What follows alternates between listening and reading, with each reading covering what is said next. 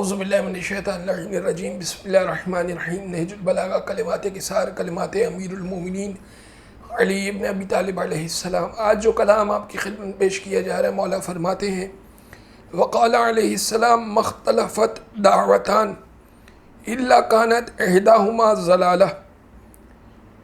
جب دو مختلف دعوتیں دی جائیں تو ان میں سے ایک گمراہی کی طرف ہوگی۔ اس کا مطلب یہ ہے کہ مولا یہ کہہ رہے ہیں کہ بعض دفعہ ایسا ہوتا ہے کہ کوئی کہتا ہے کہ یہ کام کر لو اور کوئی کہتا ہے کہ یہ کام نہ کرو۔ دو طرح کی دعوت یا دو طرح کے مشورے ہوتے ہیں کہ یہ کام کر لیا جائے تو بہتر ہے، بعض لوگ کہتے ہیں کہ نہیں یہ کام نہ کیا جائے تو بہتر ہے۔ تو جب دو اپوزٹ ریئیکشنز ہوں یا دو اپوزٹ رائے ہوں تو ان رائے میں سے، ان دونوں رائے میں سے ایک رائے ایسی ہوگی جو گمراہی کی طرف ہوگی، جو فالس ہوگی، جس کی طرف انسان کو نہیں جانا چاہیے۔ وہ کون سی ہوگی؟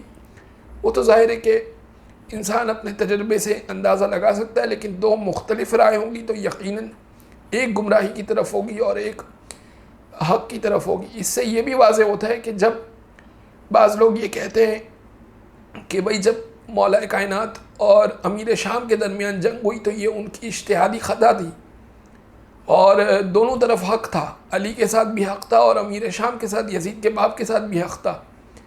واضح سی بات ہے کہ ایک طرف حق تھا اور ایک طرف گمراہی تھی۔ اب یہ طے کرنا مسلمان کا کام ہے کہ وہ کسے گمراہی کہتا ہے اور کسے حق کہتا ہے۔ وصلی اللہ علی محمد وآلہ الطاہرین۔